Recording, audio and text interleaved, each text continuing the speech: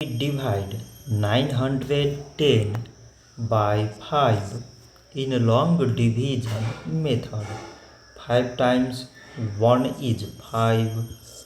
On subtracting, we get 4. So now we put down this 1 and it is 41.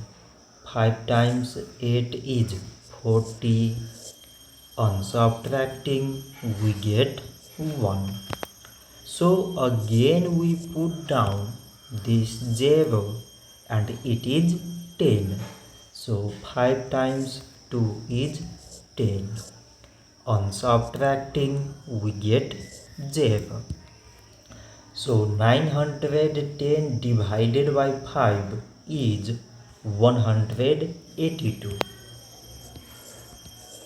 So this much for today and thanks for watching.